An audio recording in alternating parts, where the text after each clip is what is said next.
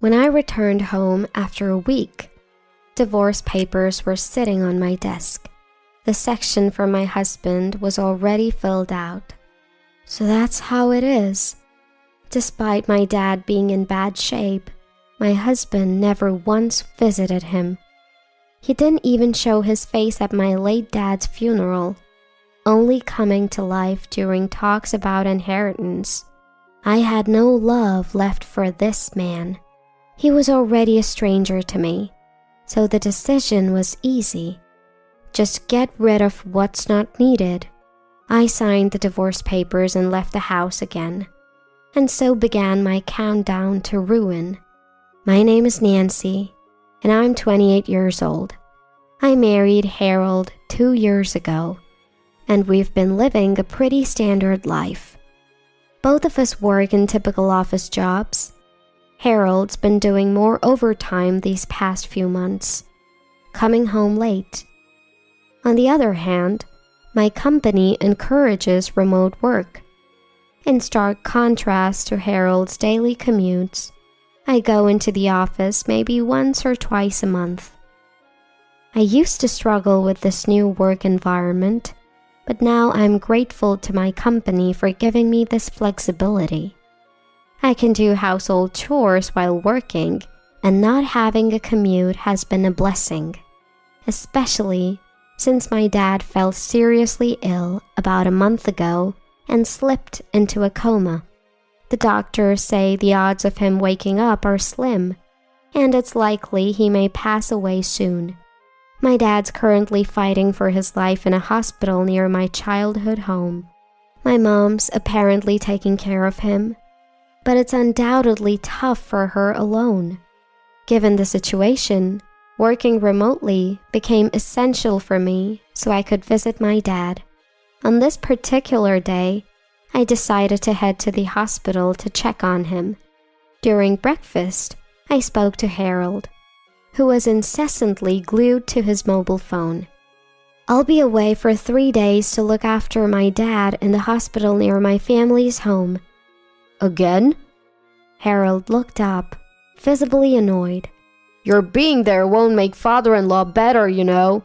Maybe not, but you don't have to put it like that. Well, it's true, isn't it? What am I supposed to do about laundry and meals while you're gone? You can do your own laundry. As for meals, make something simple or buy it at the supermarket. Plus, your family lives close by. You could eat there. Why should I have to go back to my parents' place? It's a hassle. Look, let's not be childish. I'm already stretched thin worrying about my dad. With a huff, Harold sighed as if he were the victim.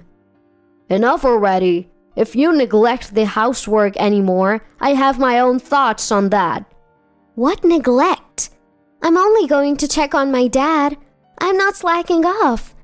If you leave for your family's house and don't do the chores, it's the same as neglect. Stop making excuses. Forget it. I'm going. Fine, do whatever. Lately, arguments like these have been all too common between Harold and me. Neither of us is to blame. It's just the environment making us both irritable. I prioritize my dad and leave the house, making Harold angry. In turn, I'm upset that Harold, buried in work, doesn't help around the house. I left the house quickly, as if running away from the tension. How selfish can he be? If my dad was unconscious in a hospital, of course I'd be worried. Why does it seem like I'm the bad guy here? My irritation accelerated my walking pace. By the time I reached the station, I had cooled off but still couldn't forgive Harold. 2 days have passed since. I visited my dad in the hospital and stayed at my family home. Originally, I was to return home tomorrow, but my dad's condition has worsened. I can't leave my already exhausted mom alone at home, so I decided to extend my stay for a few more days. To let Harold know, I give him a call. It's 9 p.m., and he's likely off work by now. To my surprise, Harold answers cheerfully. Nancy, are you having fun there? Fun? Do you even know why I'm at my family's house? It's really insensitive to joke at a time like this. Sorry, don't get so mad. Look, my dad's condition isn't great, so I'll be staying here for a few more days. All right, got it. This sudden change in his willingness to agree felt odd. I don't have time to worry about that now. Just as I was about to hang up, I hear a woman's voice in the background. Harold, are you there? Stopping Harold just as he's about to hang up. I hesitantly ask, Hey, are you with someone right now? What's the big deal all of a sudden? I thought I heard someone say Harold in the background. Really? Maybe you heard wrong. I'm out having dinner right now, so maybe you heard another customer? Well, as long as you say so. Look, I'm eating all right. If anything comes up, call me back. Before I could ask for more details, the call abruptly ends. I'm starting to feel suspicious due to his unusual rushiness. Something I've never sensed before. Yet, I have no way of knowing what Harold is up to. I need to focus on Dad's condition and taking care of Mom's emotional state. As much as I'm concerned about Harold, I decide to focus on the immediate issues at hand. The next day, I let Mom rest at home while I head to the hospital where Dad is. As I'm sitting by Dad's bedside, reading a book, my phone vibrates. It's a call from Harold. I move to a quieter space to take his call. Hello? What's up? Why are you calling at this hour? Sorry for the sudden call. Actually, I've decided to go back to our parents' house for about a week. Go back home? Yeah, so Nancy, you can stay where you are for the week. This is strange considering how much he had been reluctant to go back home. What's going on? And Harold's tone sounds unusually upbeat. Unable to shake my suspicion, I subtly probe further. Hey Harold, why the sudden change? Just the other day you were saying it's a hassle to go back to our parents' house. Well, you know, it's about paying respects to our parents or something. Paying respects? You know the situation with your father-in-law, right? That made me realize I should cherish the time I have with my own parents. I see. You've changed, Harold. Have I? Well, we should value our parents while we can. Yeah, I totally agree. Then I'll take it easy here a bit longer. Sure, stay as long as you want. Throughout the call, Harold sounded cheerful. Stay as long as you want? I'm a bit puzzled by his last remark, but decided not to dig deeper. I've already informed my workplace about my dad's condition, so there's no issue there. My boss even said, Work as much as you can manage. So I find time to get some work done. Seeing me around the house seems to brighten Mom's mood, day by day. Of course, Dad's improvement had put me at ease, and I was finally feeling a bit happier. But then, out of nowhere, bad news struck. My mother-in-law called to ask about Dad's condition, and from her, I received a peculiar message. Nancy, you don't have to prepare dinner for Harold if you're busy, you know. Huh? Dinner for Harold? Yes, you usually prep some meals for him when you go home, right? When I asked Harold if he wanted to eat at our place, he said he's good because you prepared some food. Wait, mother-in-law, is Harold not at home right now? He hasn't been home for months. Whenever you're ready, please visit with Harold. That call exposed Harold's lie. His statement that he'd be home for about a week was an utter fabrication. But why? To make me feel better? No, that can't be it. Then why? That time I called Harold, I heard a woman's voice in the background. The the word cheating flashed across my mind. Once the seed of doubt was planted, everything Harold did looked suspicious. The sudden increase in late nights at the office, always checking his phone. Was all of it because he was cheating? I was panicking. How did things end up like this? I can't get a grip on this reality. That said, confronting Harold at this stage would just get me a bunch of excuses. I can't prove he's cheating without solid evidence. So I decided to hire a private investigator to gather proof of his infidelity. Once I have the evidence, I plan to file for divorce and seek proper compensation in court. But while I was doing all this, Dad's condition took a turn for the worse. He passed away before making it over the hump. I had to tell Harold the sad news. When I called, he was, as usual, in high spirits. Hey, what's up? Dad passed away. What? Really? That's all you have to say? We need to take care of the inheritance. Make sure my share is secure, okay? What are you talking about? You never even visited him, and now you're concerned about the inheritance? I've been swamped with work, okay? Swamped with work? What a lie. I really wanted to say, you're just pretending to get along with your affair partner. But now's not the time for that. I held back the urge to yell and continued the conversation with a composed demeanor. So, Dad's funeral is in 3 days. The wake is tomorrow. I know you have work, but... I never said I was going to the funeral. What? Are you serious? Of course. I'm busy. Wait a minute. You're not coming to visit while they're ill, and you're also not coming to the funeral? Isn't that a bit harsh? Shut up. Look, what's impossible is impossible.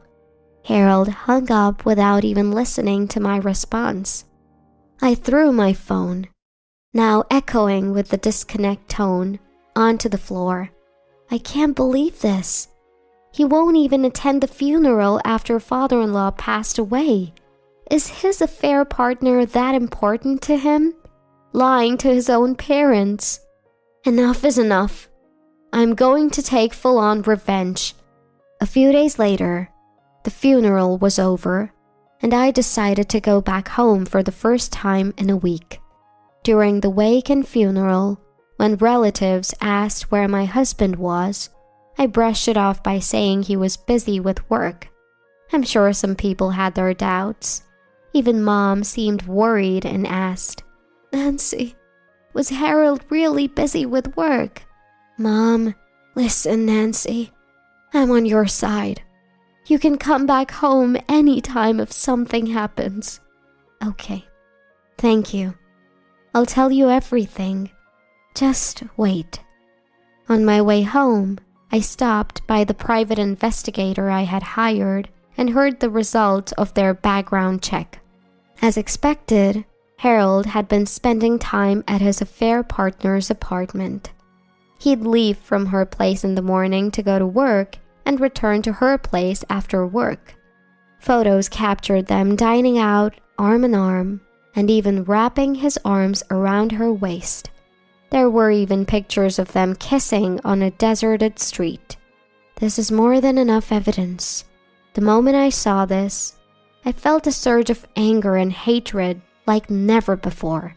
There's no need for any more hesitation. I'm going to confront him. When I got home with the evidence in hand, as expected, Harold was nowhere to be found. Instead, divorce papers were left on the desk. He had already filled out his section. So that's how it is. I grabbed a pen and immediately filled out my part. I headed straight to the city office and submitted the divorce papers. Afterward, I packed only the essentials and went back to my parents' house. On the way to the station, Harold called. With the intention of making this our last conversation, I answered. "Hello?" Nancy? You were coming back today, right? But why? Look, I want a divorce. I can't stand your selfishness anymore. Are you even listening? Yes, I'm listening. He sounded confident, probably because he was with his mistress. His tone was condescending, like he was in a position of power. The divorce papers are on the desk. Submit them and leave, will you? I could hear a woman laughing softly in the background on the other end of the line. In that situation, I calmly stated, "We're already divorced." What? "I've already submitted the divorce papers." You did? Yes, I saw them when I got home and took the liberty of submitting them. Oh, all right then.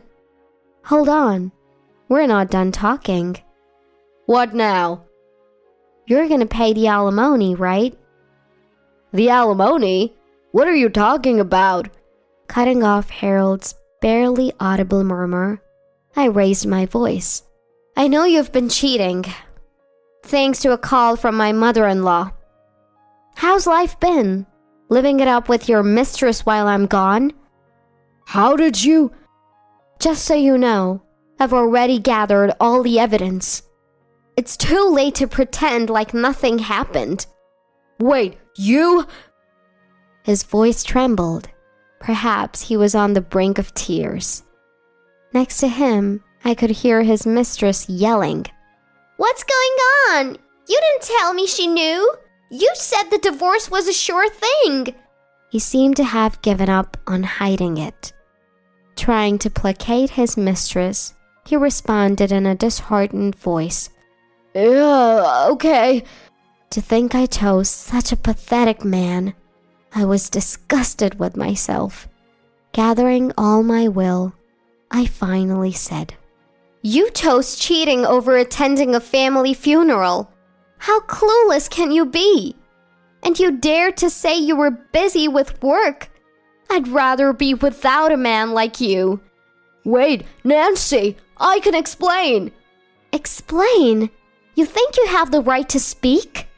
I appreciate that you prepared the divorce papers, but you stepped over the line in more ways than one.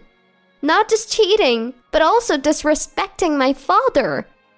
You're trash. Absolute trash. Stay out of my life forever." Nancy, wait! I ended the call and turned off my phone without giving him a chance to redial. I headed to my parents' home, feeling brighter than I had in a long time. Afterward, I told my mom what had happened. She suggested that I stay with her for a while, and I agreed. I contacted a lawyer and filed for alimony against Harold and his mistress. The woman Harold was seeing turned out to be quite careless, juggling relationships with multiple men besides him. Discovering he was just one of many, Harold snapped and lashed out at her. Eventually, they broke up. Harold had drained nearly all his salary and savings on her, leaving him with no means to pay alimony. He turned to his in-laws for financial help, but was met with a harsh, "You're not family," from his mother-in-law. As a result, he had to borrow money to make the alimony payments. Worse, it appears he borrowed from a shady source, as his workplace had been receiving debt collection calls. He's now getting cold stares from coworkers and regular summons from his boss. It seems like a demotion or a resignation is just a matter of time. As for me, I'm spending peaceful days with Mom, back at our family home. Dad may be gone, but I'm sure he's watching over Mom and me from heaven. Dad, take your time up there. Every morning I talk to Dad's photo. His face looks incredibly serene. For Dad's sake, Mom and I will stick together and make it through.